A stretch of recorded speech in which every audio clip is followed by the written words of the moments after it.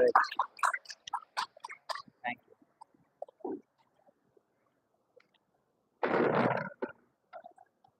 Thank you, Prabhu.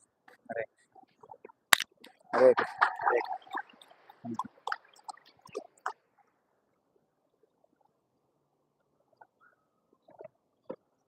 Next, I would like to invite Brother Kishore Prabhu. Please come on to the dais.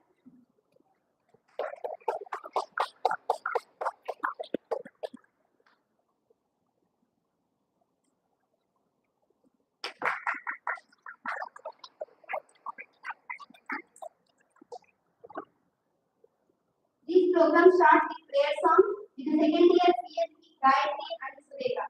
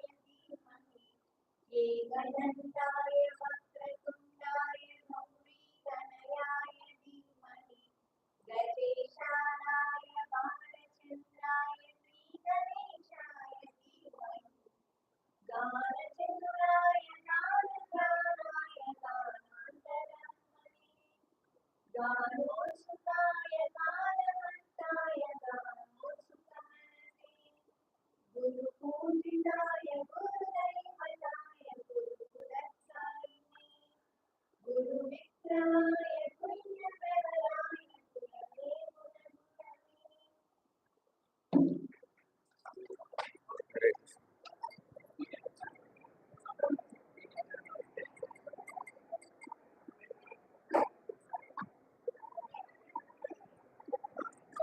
Is there anyone who's speaking? Is there anyone who's speaking now?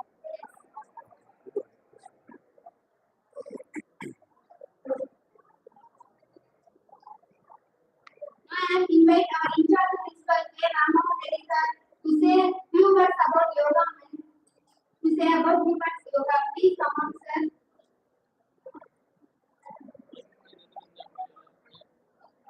No, no. I will start when I speak. That time you can. Yeah.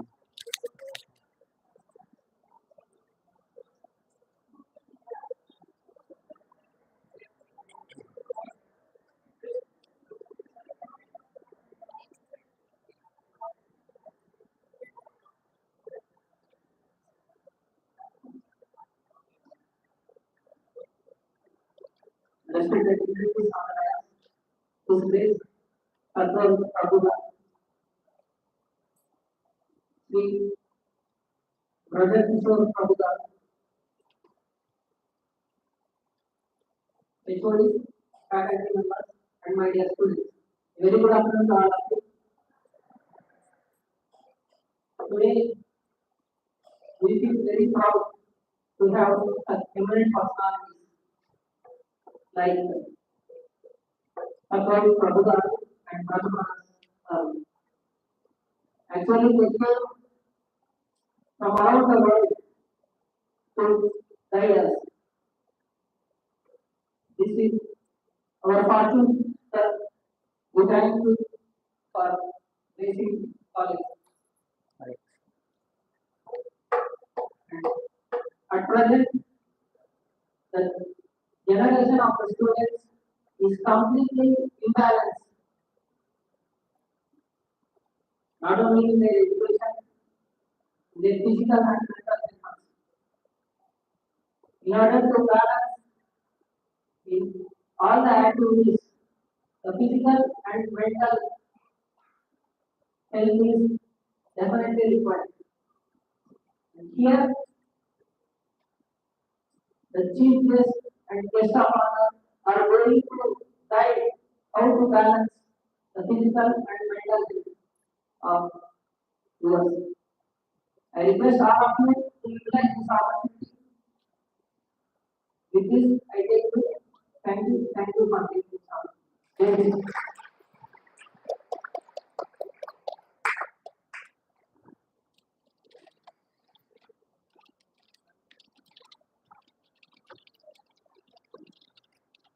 Thank you, sir.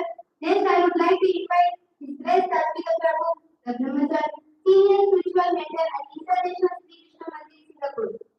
Please come on to there, sir, and tell me what about the anti-sedition.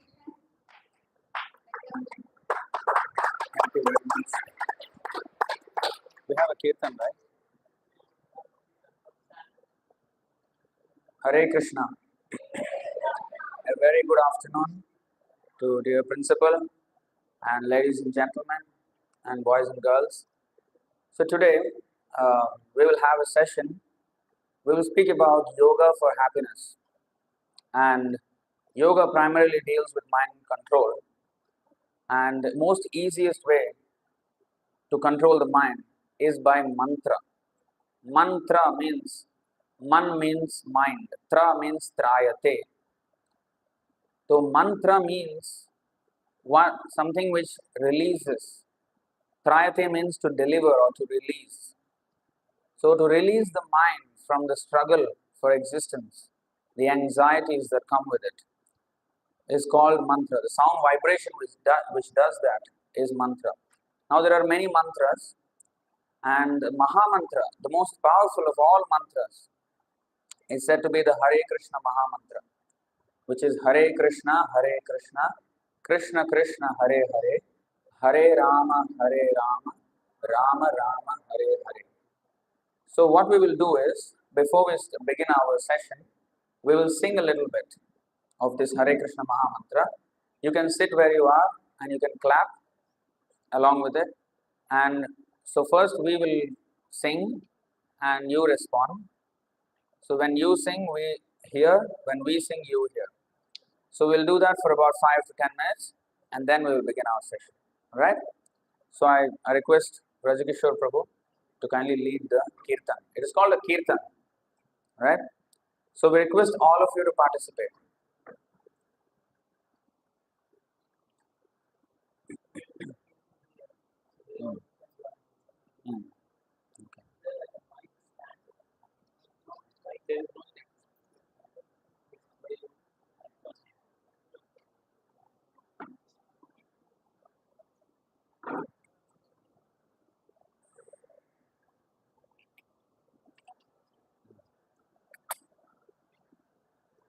Hare Krishna.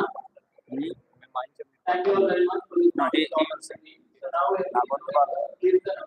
So we request all of you to sing along. So what we'll be doing is first I will lead it. And I would like to request all of you to follow in chorus. So it will be like call and response pattern. So I will sing first, all of you sing along. So what we'll be singing is what we have just discussed, the Hare Krishna Maha Mantra. So I'm sure most of you are already familiar with this mantra, right?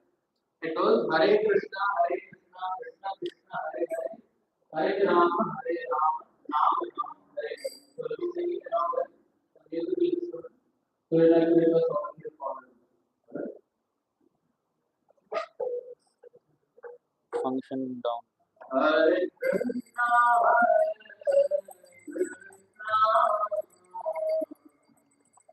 Krishna Krishna, Hare Rama, Rama Hare Krishna, Krishna Krishna, Hare Rama,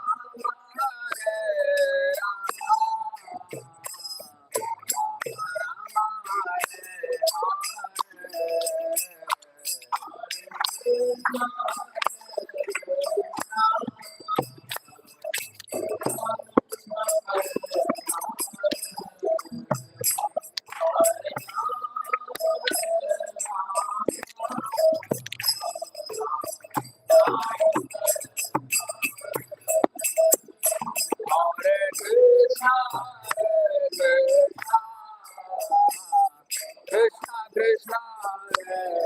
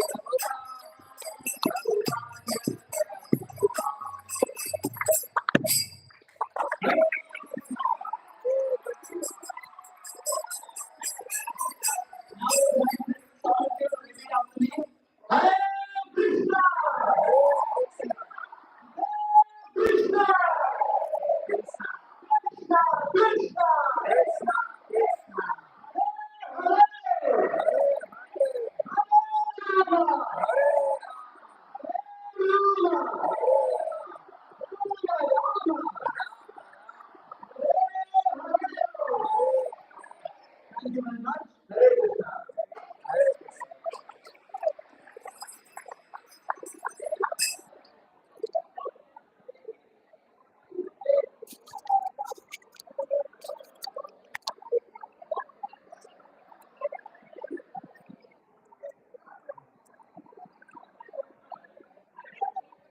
Prabhu, ఇది కూడా కనపడాలి, screen కనపడాలి. Hare Krishna.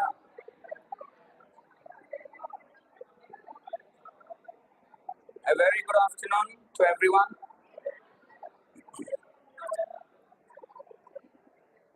So we request, yes, we request a little bit of silence. Thank you very much. Thank all of you for participating in the Kirtan.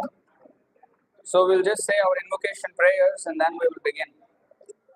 Om Namo Bhagavate Vasudevaya. Om Namo Bhagavate Vasudevaya. Om Namo Bhagavate Vasudevaya. Om Namo Bhagavate Vasudevaya.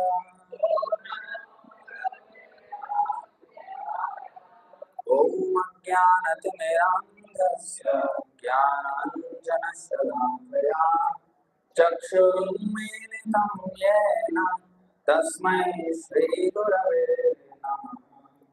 Shri Chaitanya Manobhishtam Sthapitam Yena Bhutale Swayam Rupa Kada Mahyam Dadati Svapadantikam Vandeham Shri Guru Shri Yuta Padakamalam Shri Gurun Vaishnavamscha Shri Rupam Sagrajatam Sahagana Raghunathanmitam Tam Sajivam Sadvaitam Savadhutam Parijana Sahitam Krishna Chaitanya Devam Shri Radha Krishna Padan Sahagana Lalita Shri Vishakhanmitamscha He Krishna Karuna Sindho Dinabandho Jagatpate Gopesha Gopika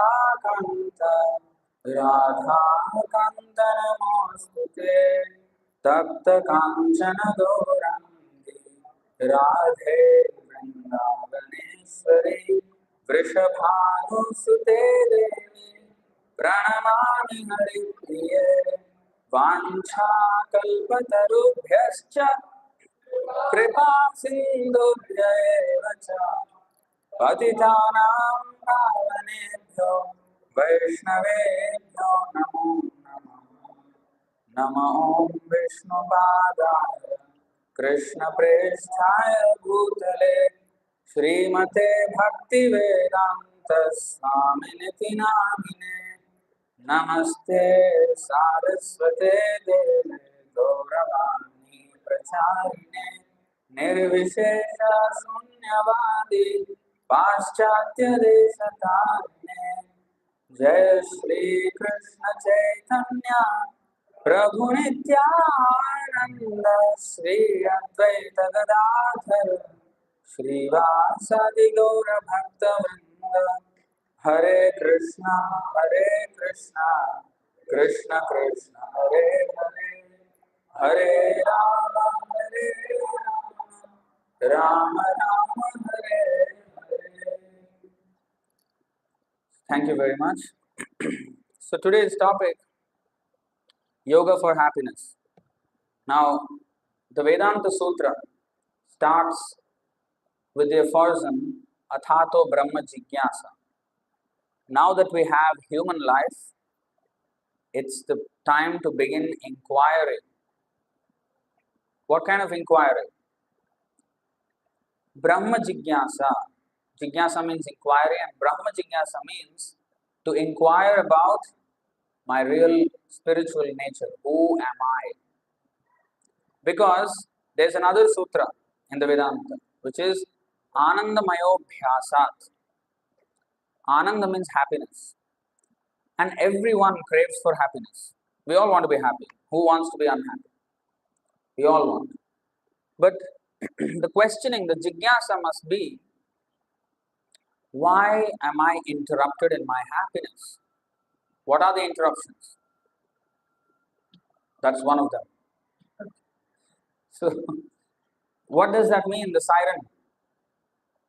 I don't know what that means, but if it's an ambulance, that means it's either a death or disease, old age, and of course birth. Bhagavad Gita says, Janma Mrityu Jara Vyadhi Dukkha Doshanudarshanam. There are many miserable conditions in life. 4 of them are chief, and they cannot be undone. They cannot be escaped. What are they? Janma, birth. Birth is extremely painful, both for the mother and for the child. We only see the suffering of the mother, but the suffering of the child in the womb is hundreds of times higher. We are packed up in a very tight condition for 9 months. And when the mother eats a little bit of a salty or a spicy food, the skin burns. Not just that, there are so many insects, worms biting. So it is so painful that when we come out, the baby always cries, right? We all cry when we come out. That's because of the intense shock that we experience at the time of coming out of the birth canal. It is so painful that we completely forget our pain. Just sometimes it happens when someone goes through a very horrific accident. After that, he loses his memory. He cannot remember how the accident happened or what happened before that. Right?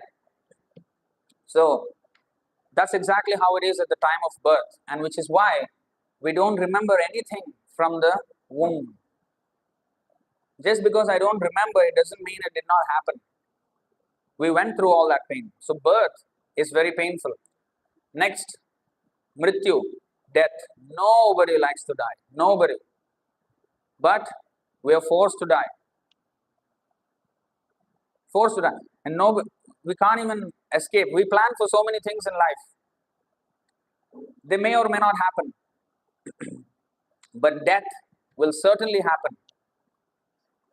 If you have to be sure of something, if somebody says, are you sure? If you want to say, I'm absolutely sure, you will say, this is what people used to say, as sure as death. That's how they used to say, because death is something which is absolutely sure. We are only not sure of when it's going to happen, but it is going to happen. So mrityu is painful. Jara, old age, is very painful. Now we are young. You are in the prime of your youth. You will think, death is something old people can think about, not for me. But who knows how old we are? You know what? There was an incident where our spiritual master, Srila Prabhupada, our guru, he was asked this question: Why are you teaching all this, spiritual knowledge to young people? They are supposed to be busy in life. When you have more time in your retirement, that time is the time to think about all these things. So our guru, Srila Prabhupada, he said, what is the meaning of old? He answered, old means old. We're not old. No, old means, Prabhupada said, our guru said, old means you're going to die. You're near to your death. That is the meaning of old age. So who knows how near are we? Who knows how near we are to our death? Anything can happen, right? So we are always old at any time. And even by definition, from Bhagavad Gita, we understand, Najayate mriyate va kadachin. There was never a time when we were born, and there was never a time when we will die, actually. The body dies, the soul continues. We are actually very, very old. Millions and millions of lifetimes we have been through. We have been through the body of a dog, the cat, the insect, the snake, the reptile, everything, plants. And now finally we have come to human life. That's why it is Athato Brahma Jigyasa. In this lifetime, human lifetime, we can begin this inquiry Who am I? Who is God? What is my relationship with God? And we are not talking about sectarian, cultish understanding of God. God is God, is the supreme controller. So now, the point we have to understand is it is painful. Old age is painful. So old age is at any time. Janma, Mrityu, Jara and Vyadhi. The fourth miserable condition is disease. Right now I have a sore throat, a little bit of a sore throat. It's not very comfortable, but that's not very serious. Sometimes we get much more serious, cancer or diabetes or, much worse, life-threatening diseases. All of them are not pleasurable. Everything is painful. So, Janma, Mrityu, Jara, Vyadhi, Dukkha, Doshanu, Darshanam.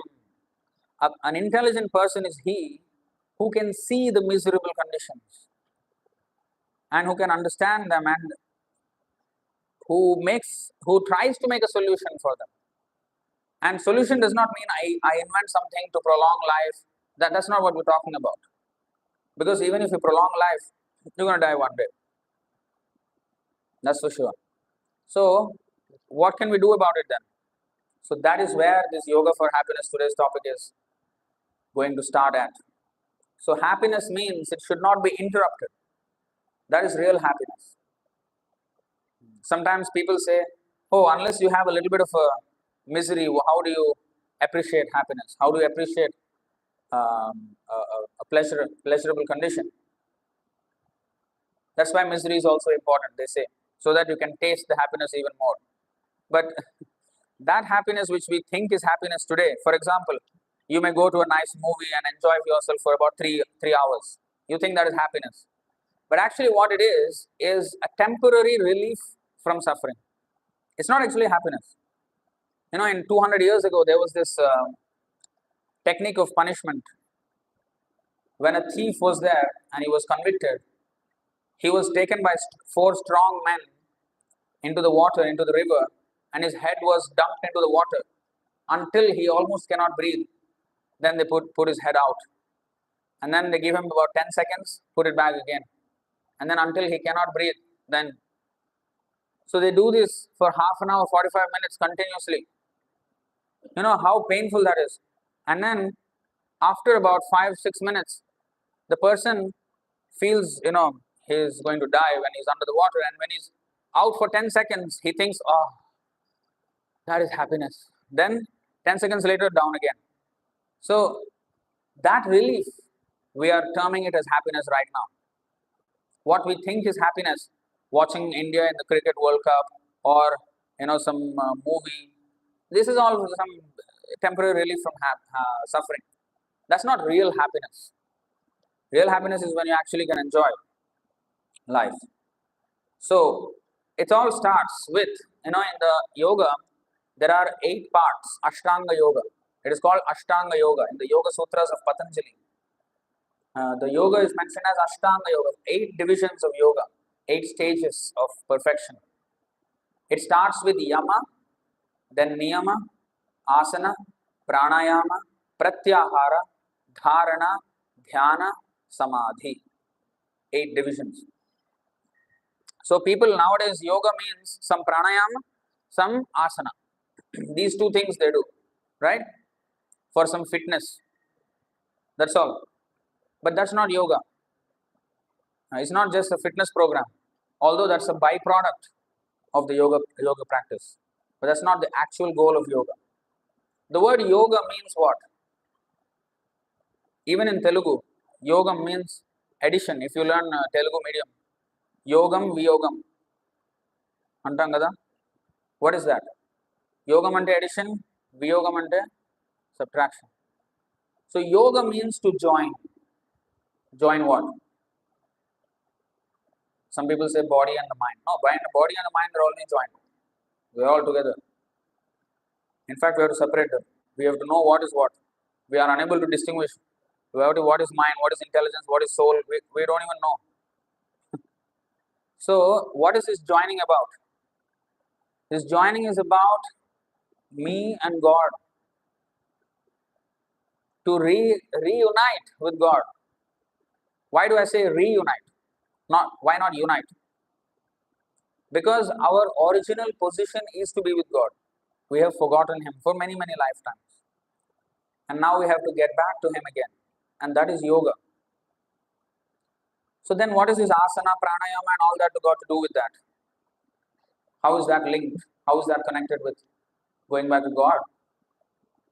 So the Ashtanga Yoga process is first of all yama, to practice some sense control. Yoga Indriya Samyama, to control the mind, to control the senses. Shama, Dama, Tapah, Shaucham, Kshatir, Arjavam, Jnanam, Vijnanam, Astikyam. So these are principles of yoga, Brahmanical principles. Yama means to practice sense control. Niyama means regulation. So yama means do's, niyama means don'ts.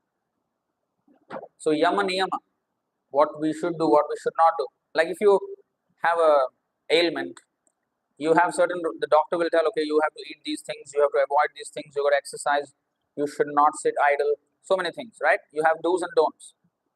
Similarly, for our spiritual, our principal sir has said, we need to have physical and mental health intact.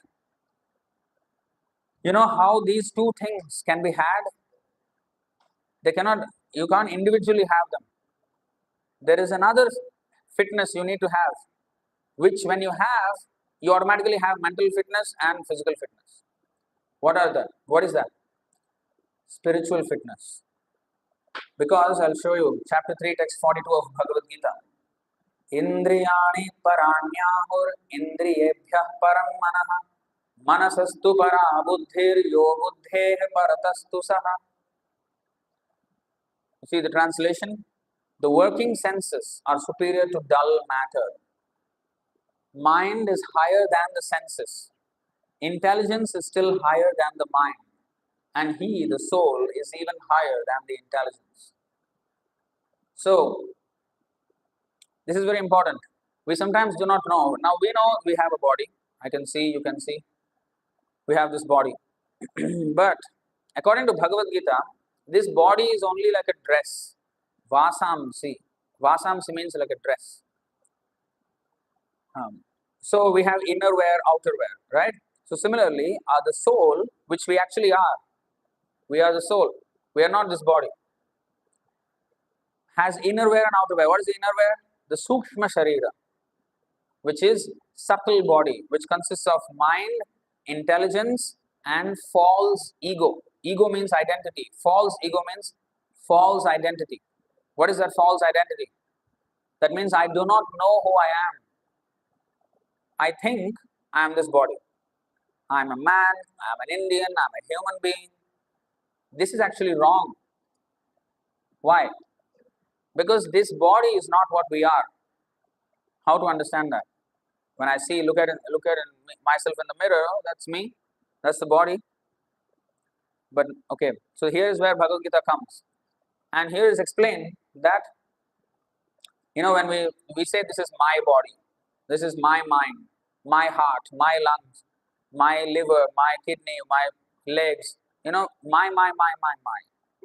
So who am I then? If these are all mine, like for example, you have a bag, you have a shirt, you say this is my shirt. That does not mean you are the shirt. The shirt belongs to you, right? So if you say this is my body, that means you are not the body. The body belongs to you, but who are you? That's why when somebody dies, we point at the body and say, oh, here is the body of Mr. So-and-so. We don't say, here is Mr. So-and-so, meet him. We don't say that. We don't say that. Why? Because the Mr. So-and-so has left. But the body has not left. That means Mr. So is not the body. If Mr. So was the body, he is right there. You cut open the body, nothing is missing. And yet, the Mr. So-and-so is completely missing. Not one characteristic of him is visible now. Not one idiosyncrasy of him is visible now.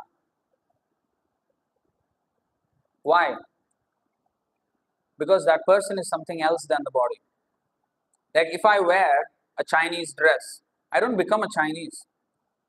If I wear an Indian dress, I don't become an Indian. If I wear a German The other example in Bhagavad Gita is the body is compared to a yantra, machine, a car, for example. When you drive a Toyota, it's a Japanese car. But you don't become Japanese by driving a Toyota or a Nissan. At the same time, you don't become a German when you drive a Benz, Mercedes. You don't become one. So similarly, when I have a body, an Indian body, I don't become an Indian. That's the first thing we have to understand. Who am I? Our identity card is called IC.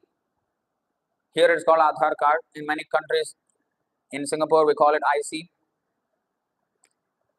identity card. But I call it identity crisis because it's a crisis. We don't even know. None of them that are mentioned in the identity card are actually my real identity.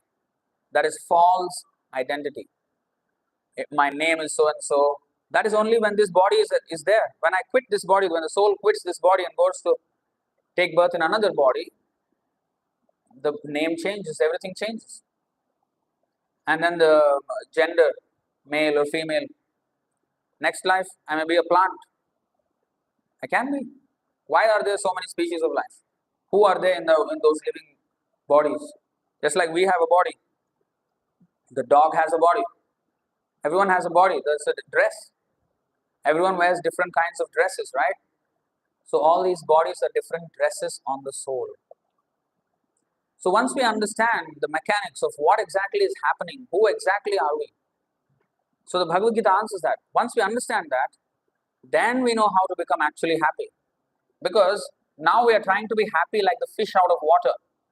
A fish natural habitat is within the water.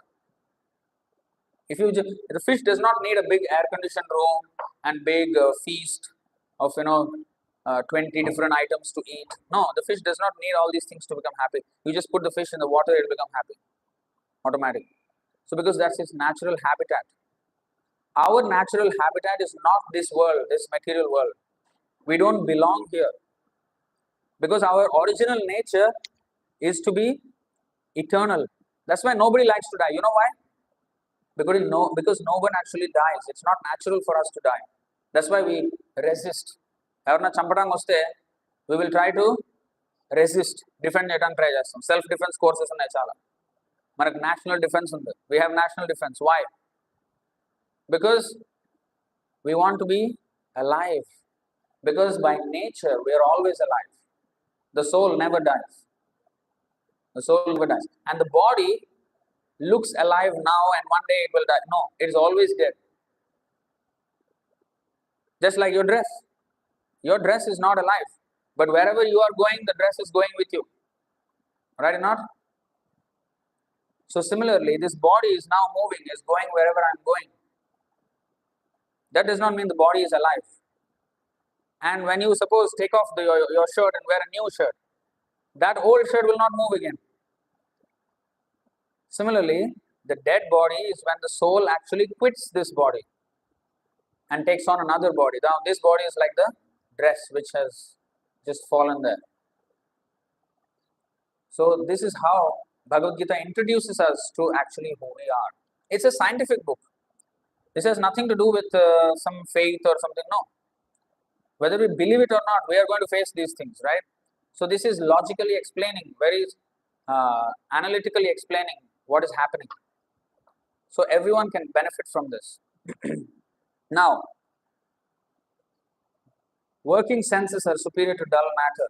Mind is higher than the senses. Intelligence is still higher than the mind. So, mind, senses we have 5 senses, right? Actually, according to Vedas, we have 10 senses. Sense is when we interact, just like in electronics, sensors. What are sensors? They detect something. They interact with the outside world and detect something, whether it is proximity or whether it is sound. When there is a sensor, then according to that sensor, something else will trigger, right? That's a sensor. Similarly, our senses interact with the world. So there are 5 senses called Jnanendriya. In science, modern science, we are told that these are the 5 senses. But according to our Vedas, those 5 senses are called Jnanendriya. Senses for acquiring knowledge. When you taste something with your tongue, you get some knowledge of that item, whatever it is. Whether it is salty, sweet, you gain some knowledge about the item. When you see something, you know the form of something. When you touch something, you know whether it is soft, hard. So you gain some knowledge of your surroundings with your senses. Or when you hear something, you know something about something far away or whatever it is. So this is called Jnanendriya. Then there is Karmendriya. Jnanendriya is when you have input from the world.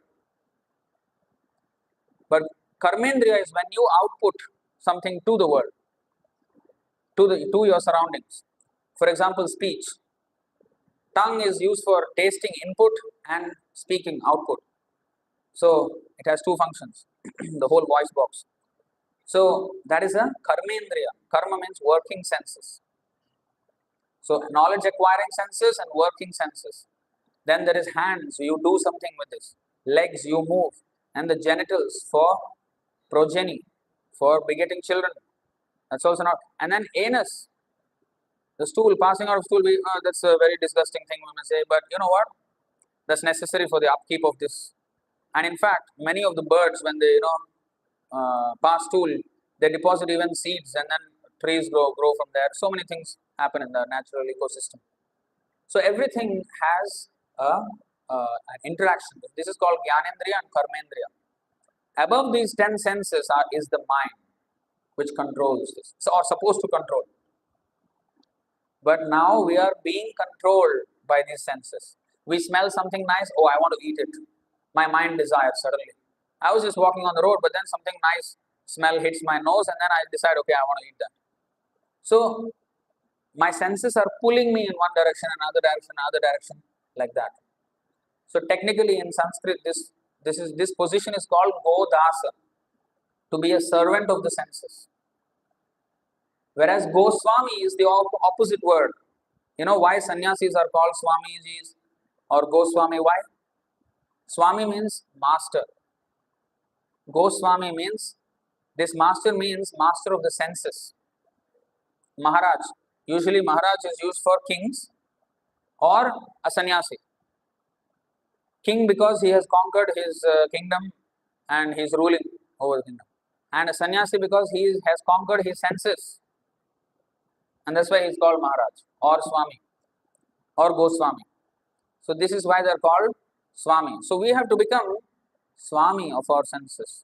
Now we are Das, a servant of our senses. Lust, anger, greed, illusion, madness. So these, Kama, Krodha, Lobha, Moha, Mada, Matsarya, enviousness. These things are, we are under the control or influence of these things now. We have to get out of this. So how to control, how to be happy? And as long as we have these things, Kama, lust, Krodha. Take out 16:21 of Bhagavad Gita, 16 chapter 21st verse. You see, the three gateways to hell. Kama, Trividham, Narakasyedam, Dwaram, Nashanam Atmanaha. Kama, Krodha, Tatha, Lobhas, Tasmadetat, Trayam, Tyajet. See the translation. There are three gates leading to this hell. Lust, anger, and greed. Every sane man should give these up, for they lead to the degradation of the soul. So we are under these things. What is Kama? Lust. So many crimes happen because of lust. So many problems happen because of this one thing, lust. And lust is not only sexual lust. It is also lusting for anything. To Atmendriya Pritivancha Taranam Kam. And that means, if I want to satisfy my senses, if I want to be happy in this transaction, that is called lust. Even in a relationship, it is very common to say, I love you everywhere. You see, I love you. All the movies show you, I love you. But actually, there is no love. Love is when we are concerned about the other person's happiness. You say, I love you, then you say, I love chicken. That means you want to marry the chicken? No, right? What does that mean? That means you enjoy it. So when you say, I love you, that means I enjoy you. I want to be happy in this relationship. That's when the problem starts. So actually in this material world, we don't really care for the other person's happiness. Sometimes we do care, only because if that person is happy, I am happy. So for my happiness, I have to keep the other person happy. and therefore I try to make the other person happy. It's not out of a genuine care for the other person. So love means Krishnendriya Pritivancha Dhare Premana. Actually, love cannot be found in this world. Real love cannot be found in this world. The closest to real love that we can find in this world is the mother's affection for the child. That's the closest. It's almost selfless. It's not exactly selfless, but it's almost selfless, especially in the beginning years. So, real love can only be had with God. Great devotees, acharyas, they are in love with Krishna. When we only want Krishna to be happy, when we only want God to be happy, despite my inconvenience, if I want Krishna to be happy, that's called love. So, this is of course a little bit of an elevated topic, but why am I talking about this? Because unless we have a happiness that is far above our so-called tiny pleasures that we seek, like going to a movie or going after some boys, going after girls, girls going after boys, and these kinds of things are very enjoyable, especially in the young age. But they don't provide lasting happiness. You can survey all people. They say happily ever after, happily married, happily ever after. But you ask the married people, you can see in your own house, you can see everywhere, in your neighborhood. It's not a platform of happiness. In fact, we have a joke, happily never after. So, after that, all the troubles then starts actually. But of course, we're not saying don't marry. That's not what we're saying. But our seeking pleasure should not be of this platform. These are all very tiny, temporary, transient, flickering happiness. They will come for us for a while and they will die in a few moments. The happiness doesn't last. So we should have a happiness so far above all these things that when you have experience of that happiness, everything else pales in comparison. Go to 3.6. So you see, Yoga Indriya Samyama. Now we know lust, anger and greed lead us to hell, lead us to not only hell in the next life, but even in this life. You will have hell of a life. It's chaos. It's going to be chaos if we are going to be having those lust, anger and greed. Now, go to 3.6, go to the verse. Karmendriyani samyamya yaaste manasasmaran indriyarthan vimodhatman mithyachara sa uchyate. Mithyachara means a pretender. Now, let's see the translation. Just use the keys. One who restrains the senses of action, but whose mind dwells on sense objects, certainly deludes himself and is called a pretender. We have discussed the 10 senses, right? 10 knowledge acquiring senses, Jnanendriya, 10 working senses, Karmendriya. Now here we have another phrase which is sense objects. What is that? Sense object means what your sense is perceiving. For example, for your ear, which is a sense, the sense object is sound. For the eyes, anything which has a form is a sense object. For the tongue, the sense object is taste. So like that. Now, here it is said that if you, okay, now I have to control my senses, so I should forcibly restrain my senses. That is not going to work because the mind still dwells on the sense objects. You may stop your so-called enjoyment for a while. Oh, okay, I should not go to a movie and waste my time. Okay, you try to do that, and then 3 weeks later you're like, it's too much. Let me go to a movie. It's gone. Because we are forcibly trying to do it. That's not the way. Let's go to 259. Vishaya vinivartante niraharasya dehinaha rasavarjam rasopyasya param drishtva nivartate. That means F4.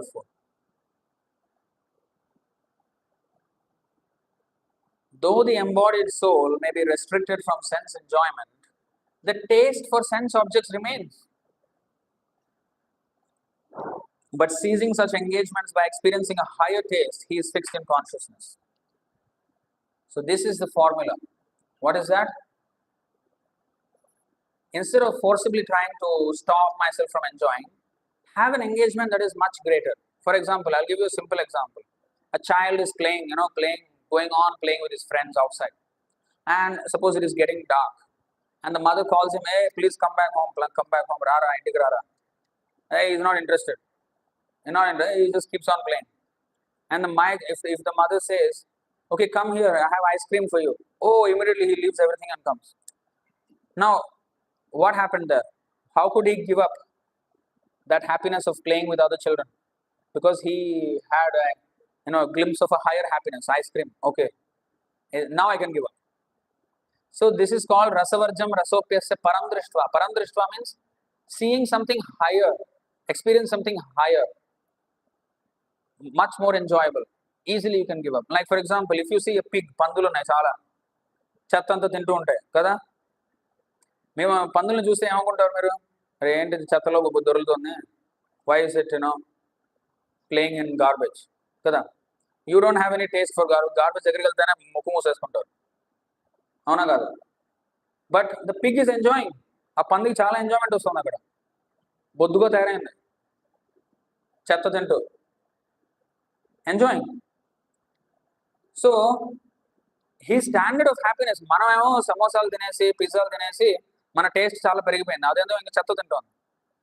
Hour taste is much higher, so we don't have taste for garbage. Even if the pig invites, okay please run రా, మీకు మంచిగా ఒక celebration చేసుకుందాం ఇక్కడ చెత్తలో అంటే కూడా మీరు వెళ్ళరు. ఏంటో చెత్తలో సెలబ్రేషన్ చేసుకునేది, కంపరం అంటారు, అంతే కదా. So like that our current happiness in this material world ఆ పందులు లాంటిది. పందులు లాంటి happiness. Garbage, we are happy with garbage right now. Whatever we think, ఏంట్రా గార్బేజ్ అంటున్నావు, ఇదంతా నేను సినిమా చూస్తున్నాను, విరాట్ కోహ్లీని క్రికెట్ ఆడడం చూస్తున్నాను, ఇదంతా హ్యాపీనెస్, ఇదేం గార్బేజ్ కాదు అనొచ్చు.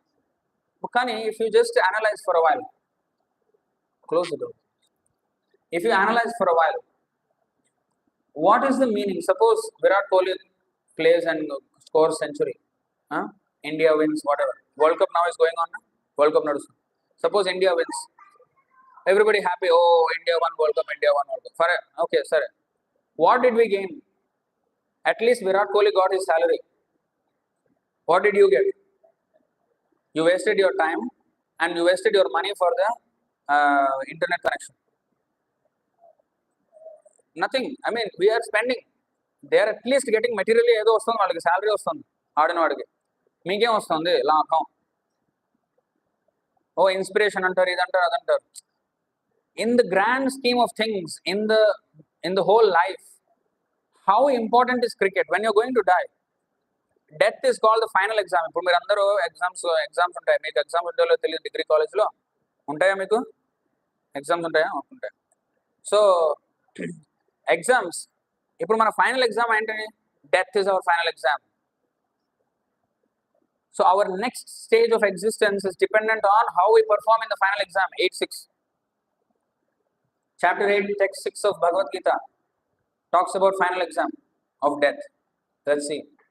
Yam yam vapi smaran bhavam tyajatyante kalevaram tam tamevaiti kaunteya sada tadbhava bhavitah.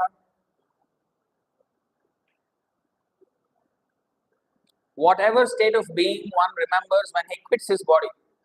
మనం చచ్చిపోయేటప్పుడు ఆ లాస్ట్ మూమెంట్లో what we think, according to that we will get our next body. మీకు తెలుసా ఇది? when he quits his body, whatever state of being one remembers, that state he will attain without fail. మీకు మన భారతదేశం ఉంది కదా, name ఎలా వచ్చిందో తెలుసా? భరత్ మహారాజ్ నుంచి వచ్చింది. Bharat Maharaj, there used to be a king called Bharat Maharaj. There were two Bharat Maharaj actually. One is the son of Dushyanta, under whose name actually Bharat is called now Bharat. There was another Bharat Maharaj, Rishabdev's son, many millions of years ago. He was a king, undisputed king. Nobody could defeat him, powerful, but he was very saintly also at the same time. So after some time he decided, this is too much. Now I have to concentrate on my spiritual life. So he gave his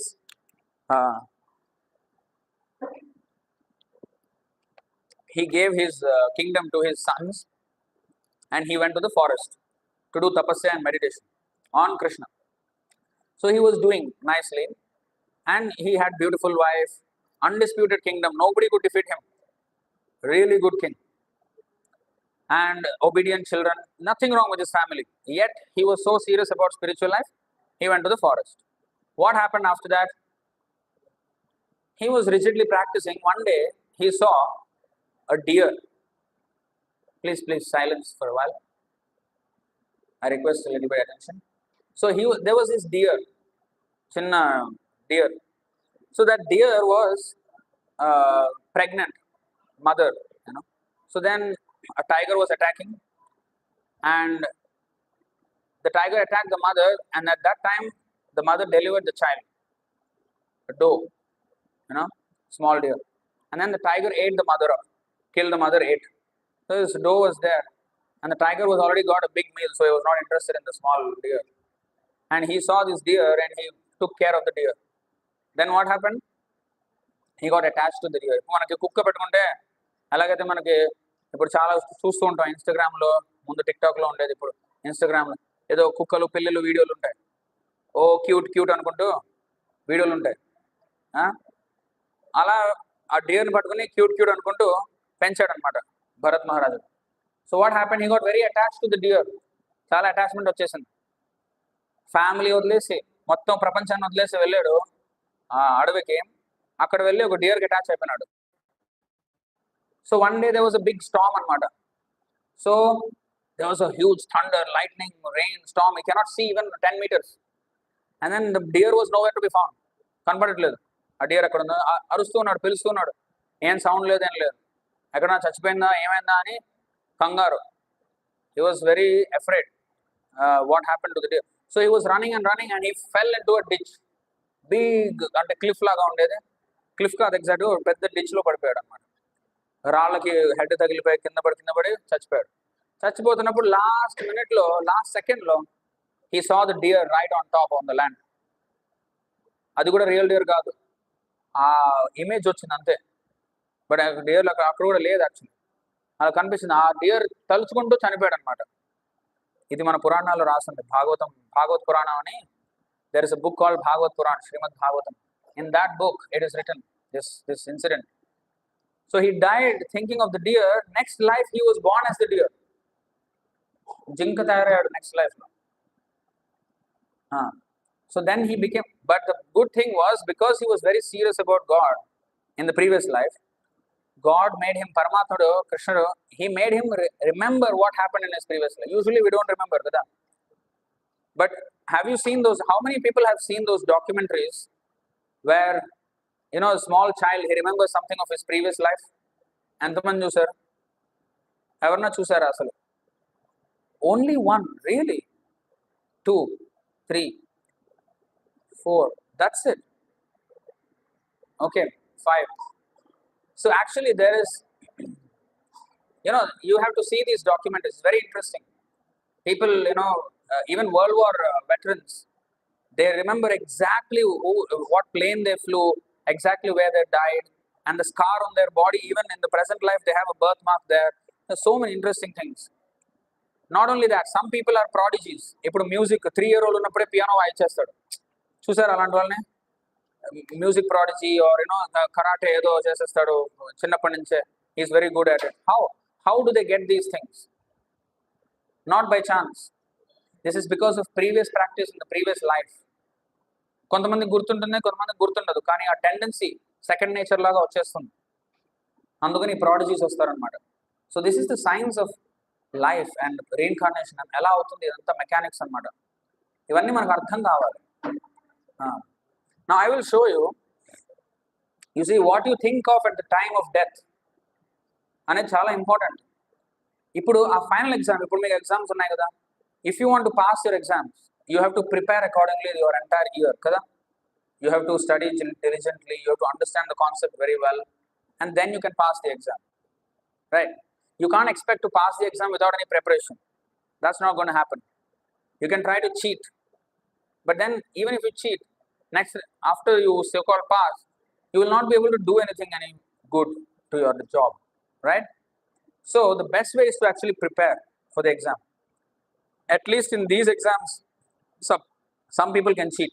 Nowadays, that is also not easy. You will be caught. But in the exam of God, you can never cheat him because he's Paramatma. He's witnessing every single one of your thoughts. You cannot escape him. Kada? So next 8.5. Antakale cha mameva smaran muktva kalevaram ya prayati samadbhavam yati nastyatra samshayah. You should show the Sanskrit also. Now, no, because I've already chanted the verse. Translation: whoever at the end of his life quits his body, remembering me alone, at once attains my nature. Of this there is no doubt. If we quit this body, anyway we're going to die. This body is going to die. Puttukunnante chavu kuda untundi. Khayam. Adi we cannot escape. So at the time of death, if we can remember God, Krishna, then next life there is no more birth again. మనం వైకుంఠానికి వెళ్తాం. వైకుంఠం అంటే ఏంటి? Vigata kuntha yasmaditi vaikuntha. This is the definition of vaikuntha. Vigata kuntha. Kuntha means anxiety. No anxiety of birth, death, old age and disease. No anxiety. That is the eternal world, the kingdom of God, vaikuntha. Vigata kuntha means where there is no negation, where there is no birth, no death, no disease, no old age, eternal life, always happily engaged in the service of God. That is called vaikuntha. That's where we belong and that's where we can go if we pass the exam of death. How to pass? So we must constantly abhyasa yoga yuktena. We have to practice while we are alive, while you have good intelligence. Now you are in your youth. Now you are in your youth. Now you have full strength of senses, full strength of the mind. Later on in your life, you will not have as much strength, as much energy. You will not have when old age takes over. So right now you have it. So invest some time. Instead of just doom scrolling on Instagram or YouTube, you can actually spend some time investing in your spiritual growth. And Bhagavad Gita is the best way. We have so many books here. Bhagavad Gita has a solution for this. It is a very nice scientific book for everyone. Now I'll say a little bit about how powerful the mind is, so we can understand. Okay, go to 6.5 and 6.6. 6.5 we go first. Chapter 6, text 5. Actually, chapter 6 is full about dhyana yoga. How to meditate, how to practice the yoga. 6th chapter of Bhagavad Gita. You see 6.5. Silence, please. I request. Uddharedatmanatmanam natmanam avasadayet atmaiva hyatmano bandhur atmaiva ripuratmanaha. Now, one must deliver himself with the help of his mind and not degrade himself. The mind is the friend of the conditioned soul and his enemy as well. The mind is our friend and our enemy. How come? Next. Bandhuratmatmanastasya yenatmaivatmana jitah anatmanastu shatrutve varte tatmaiva shatruvat. Shatru means you know, right? Enemy. For him who has conquered his mind, the mind is the best of friends. But for one who has failed to do, his mind will remain the greatest enemy. You are sitting with your greatest enemy. We all are sitting with our greatest enemy. Now we have to make it our friend. 99.99% of the people in this world have their mind as their enemy because they have no control over it. The mind is controlling them. The senses are controlling them. They are not controlling the senses. So, you see now, you go to 5.6.2, Srimad Bhagavatam. So now this was from Bhagavad Gita. Now I'll show you something from the Bhagavatam. Another glimpse of how powerful the mind is. See, you go to English straight. You see, you have spoken correctly. After capturing animals, a cunning hunter does not put faith in them. A hunter, after capturing animals, does not put faith in them, for they might run away. Kada? Similarly, those who are advanced in spiritual life do not put faith in the mind. Indeed, they always remain vigilant and watch the mind's action. మనం mind మీద అంత faith పెట్టుకోకూడదు. మనకి motivational speakers ఏం చెప్తారు? Oh mind over matter, you can do it అని చెప్తారు. But actually we must know our mind is our greatest enemy. You can do it, but you can do what? చెత్త అంతా చేయకూడదు, మంచి ఏదో చేయాలి కదా. మంచి ఏంటో ఫస్ట్ తెలుసుకోవాలి, then we should apply the principle. So now our mind will dictate so many things, but you must remain. The first thing is, when the mind says something, you must first analyze. Oh, wait, is my mind telling something right or wrong? I must analyze first. So how to know whether it is right or wrong? Sadhu, Shastra, Guru. ఇది ప్రమాణ, 3 ప్రమాణ అంటారు. మనం check చేయాలన్నమాట భగవద్గీతతో. భగవద్గీత ఏం చెప్తోంది? నాకు ఈ ఆలోచన వచ్చింది, I got this thought. What does Bhagavad Gita say about it? Does it support my thought or is my thought out of sanity? It is something insane thought or a same thought అని మనం first analyse చేయాలి. Then we can go about going to do something about it. So next verse, తథా చోక్తం నకుర్యా కర్హిచిత్ సఖ్యం మనసి హ్యనవస్థితే యద్ విశ్రంభాత్ చిరాత్ చీర్ణం చస్కంద తప ఐశ్వరం. Please silence. Hare Krishna. Please. It's very important topic, so please listen another 10-15 minutes, okay?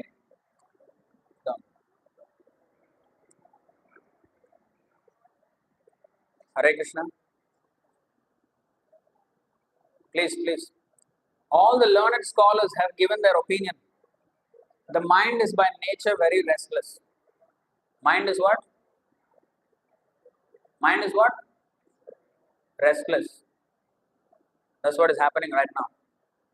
Mind is restless. And one should not make friends with it. If we place full confidence in the mind, it may cheat us at any moment. Even Lord Shiva became agitated upon seeing the Mohini form of Lord Krishna, and Saubhari Muni also fell down from the mature yogic perfection. మీరే కాదు, మనమే కాదు, పెద్ద పెద్ద యోగిలు కూడా they could not control mind. ఇప్పుడు విశ్వామిత్రుడు ఉన్నాడు, మేనక పంపించగానే mind out of control. It is not easy even for great yogis and mystics. వాళ్ళకు కూడా కాదు. అర్జునుడు కూడా అన్నాడు భగవద్గీతలో, ఏంటి వాట్ డిడ్ హి సే? 6:34 చంచలం హి మనః కృష్ణ ప్రమాథి బలవదృఢం తస్యాహం నిగ్రహం మన్యే వాయోరివ సుదుష్కరం. దట్ మీన్స్ ఒక స్టామ్ వస్తే, ఇప్పుడు తుఫాన్ వస్తే we cannot control the wind కదా. Mind is more difficult than the తుఫాన్ అంటున్నాడు అర్జునుడు. ఆ తుఫాన్ కంటే ఇంకా డిఫికల్ట్ కంట్రోల్ చేయడం అంటున్నాడు. The mind is restless, turbulent and obstinate and very strong, O Krishna. And to subdue it, I think, is more difficult than controlling the wind. 11:23:47. No. Next one. Sorry. 564. 565 is it? You see, now there's a very strong word is used here, kathora vakyam. But this is important to understand. Okay. Nityam dadati kamasya छिद्रम तम अनुये रयः योगिनः कृतमैत्रस्य पत्युर्जायैव पुंश्चली. Translation: an unchaste woman, you know what is unchaste woman? A woman who is not faithful to her husband, who has some other man, this kind of things. An unchaste woman is very easily carried away by paramours. Paramours ante husband kaakunda inkoka atanu lover anamata, extramarital affair. Paramour antaru atani. And it sometimes happens that her husband is violently killed by her paramours. If the yogi gives his mind a chance and does not restrain it, his mind will give facility to enemies like lust, anger and greed, and they will doubtlessly kill the yogi. Hare Krishna. I request silence, because otherwise I cannot function here. I request your attention for a short while. After this you can leave. Okay, so now 11:23:47. So now you see how the mind will force us to think in very, very destructive ways. You see, go to the, yeah. You see, all the senses have been under the control of the mind time immemorial. And the mind himself never comes under the sway of any other. He is stronger than the strongest, and his godlike power is fearsome. Therefore, anyone who can bring the mind under control becomes the master of all the senses. So your final time has come. So we are also almost finished. So this is the power of the mind. It creates enemies, friends, and all this. We create so many wrong thoughts in our mind. It's because we don't know how to control it. Now earlier we have done the Kirtan Gada. So this chanting of the holy name is so powerful, and hearing the Bhagavad Gita is so powerful that it can be done in two ways. Chanting can be done japang laga cheyachu, kirtan laga kuda cheyachu.